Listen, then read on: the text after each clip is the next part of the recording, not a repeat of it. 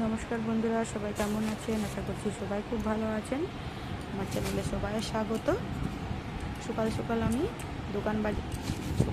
আমি বাজার গুছিয়ে নিচ্ছি। বাজার থেকে সব কিছু সবজি নিয়ে এসেছিলো, দেখতেই পাচ্ছেন। উচ্ছে, ঝিঙে, চিচিঙে, পটল, তার সাথে একটা গোটা পেঁপে, আম, শসা। বাজারগুলোকে আমি সব বের করে নিচ্ছি এখন। শসার দামটা একটু কম ছিল বলে এই শসাটা একটু বেশি করেই নিয়ে এসেছে।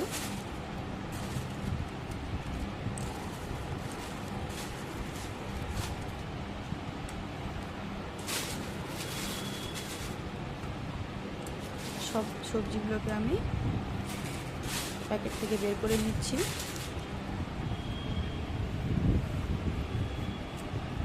দেখতে পাচ্ছেন সবজি একদম টাটকা, কি সুন্দর দেখতে লাগছে শসাগুলো।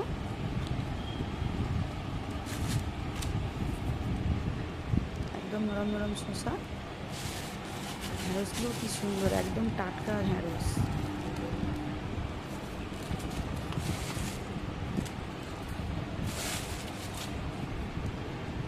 আর দুটো কাঁচা আম আনতে বলেছিলাম কাসন্দি করার জন্য, দুটো কাঁচা আম নিয়ে এসেছে। তো বাজারটা গুছিয়ে নিয়েছি, এবার চলে এলাম আমি রান্নাতে। আর তার সাথে এনেছিল চুনো মাছ। চুনো মাছ আমি ভেজে ধুয়ে নিয়েছি। আর দুটো বাটা মাছ নিয়ে এসেছিলো। তো বাটা মাছ আর চুনো মাছ কিছুটা আমি ভেজে নিয়েছি। আর সাথে নিয়ে এসেছিলো আজকে লাল শাক। তো শাকটাকে আমি এখন বেছে নিচ্ছি। লাল লোটে শাক খেতে খুব ভালো লাগে।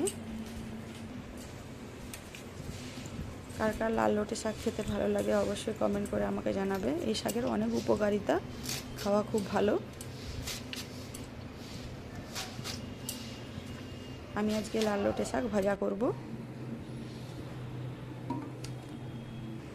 কড়াইতে কিছুটা তেল দিয়ে দিলাম দুটো শুকনো লঙ্কা, তার সাথে দিয়ে দিলাম রসুন কুচানো আর পেঁয়াজ কুচানো।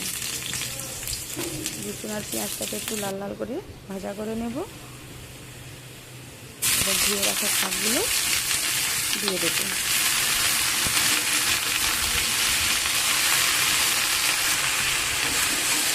লাল শাক ভাজা খেতে আমার খুব ভালো লাগে। ভাজা বলুন, লাল শাকের চচ্চড়ি বলুন, সেটাই করি না কেন, সেটাই খুব ভালো লাগে খেতে।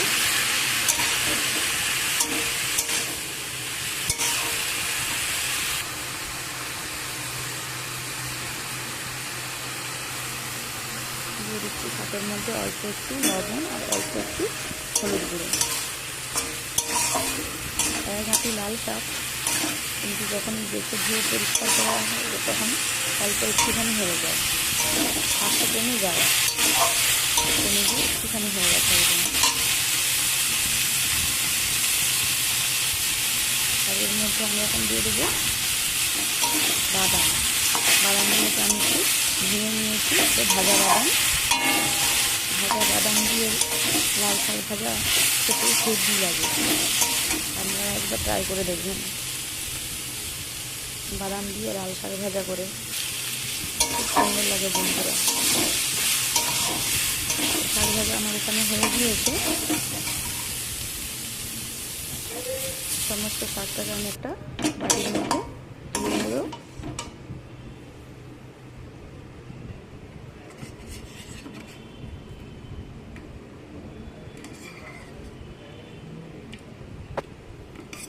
দারুণ সুন্দর হয়েছিল খেতে বন্ধুরা শাক ভাজা।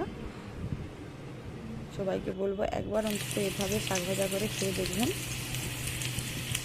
আজকে চিকেন বানাবো। প্রথমে চিকেনের আলুগুলোকে আমি একটু হলুদ আর লবণ দিয়ে ভেজে নিচ্ছি।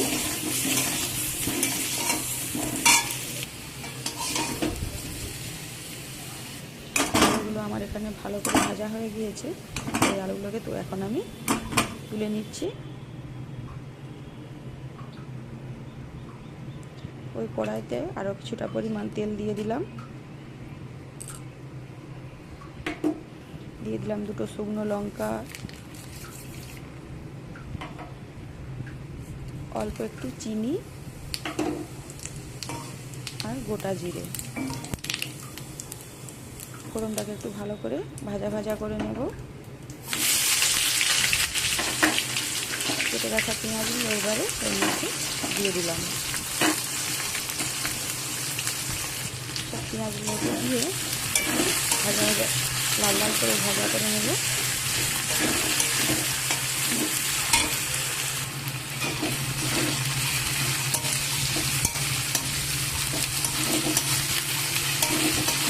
রসুন বাটা আর কিছু গোটা রসুন আমি দিয়েছি এর সাথে। এই গোটা রসুন খেতে খুবই সুন্দর লাগে মাংসের ঝোলে। দিয়ে দিলাম আদা বাটা।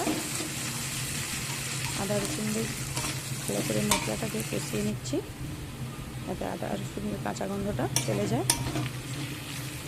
এরপর দিয়ে দিচ্ছি ধনে গুঁড়ো, জিরে গুঁড়ো,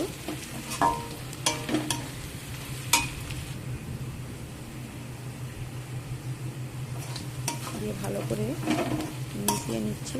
আর দিয়ে দিলাম হলুদ গুঁড়ো আর লঙ্কা গুঁড়ো, দিয়ে সব কিছুকে ভালো করে একসাথে আবার মিশিয়ে নিচ্ছি। আর এখন দিয়ে দিচ্ছি অল্প একটু জল। আমি গুঁড়ো মশলা দিয়েছি, গুঁড়ো মশলা যাতে পুড়ে না যায় তো সেই জন্য অল্প একটু জল দিয়ে দিলাম।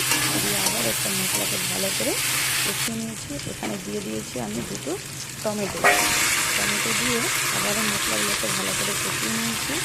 তাহলে এখানে মশলা থেকে তেল ছেড়ে গিয়েছে। এখন ম্যারিনেট করে চিকেনটা আমি দিয়ে দিলাম।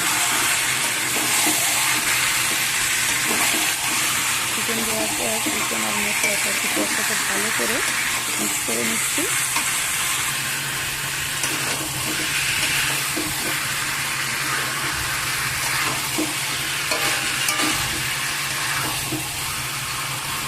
সব কিছুকে ভালো করে মশলার সাথে কষিয়ে নেব। চিকেন যত ভালো কষানো হবে সেটা যত ভালো লাগবে, এটা সবাই জানে। সেটাকে ভালো করে কষিয়ে নিতে হবে।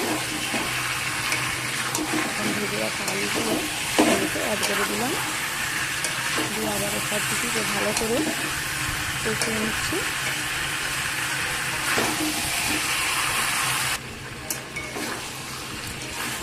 সব কিছুকে ভালো করে আমার এখানে কষানো প্রায় হয়ে এসেছে।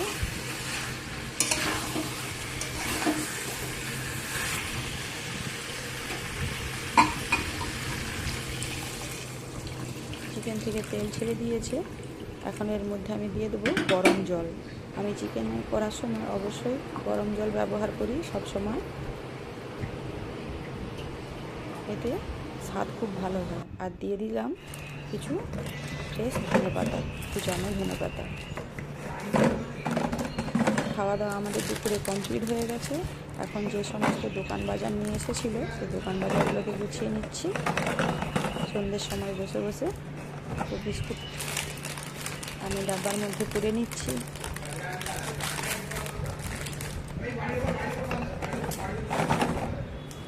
তো বন্ধুরা, আজকের আমার এই ভিডিও আপনাদের কেমন লাগলো অবশ্যই কমেন্ট করে জানাবেন। আর ভালো লাগলে লাইক করবেন, সাবস্ক্রাইব করে পাশে থাকবেন।